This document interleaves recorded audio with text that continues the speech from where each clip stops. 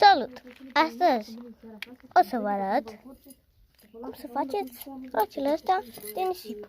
Prima dată luați o lingură de nisip. Uite aici. Deci știți, nu? Puneți aici așa. Mă faceți așa. Cu bine. Așa. Așa, asta e bine făcut. Acum asta lantă.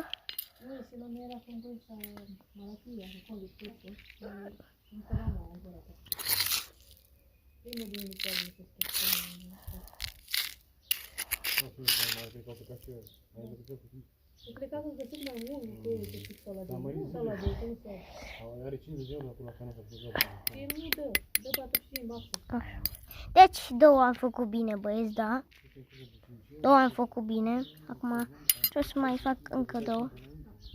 Începem cu asta.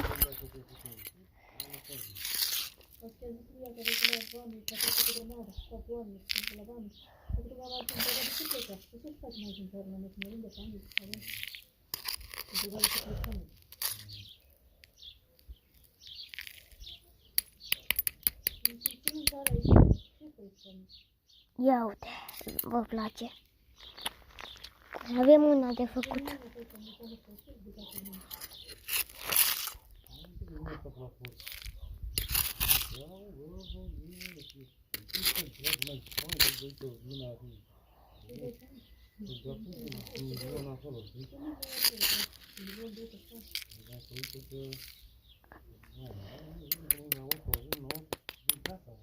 Vedeți?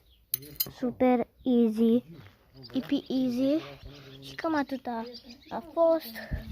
Dați să le pun aici. Așa.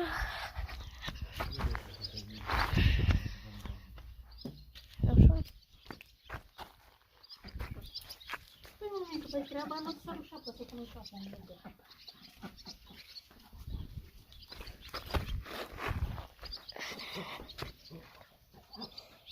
Vedeți, băieți, colecția mea, vedeți, cu nisip.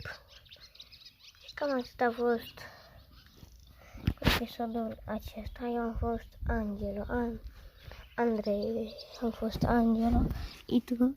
Ne vedem data viitoare. Pa, pa! Hai, salut!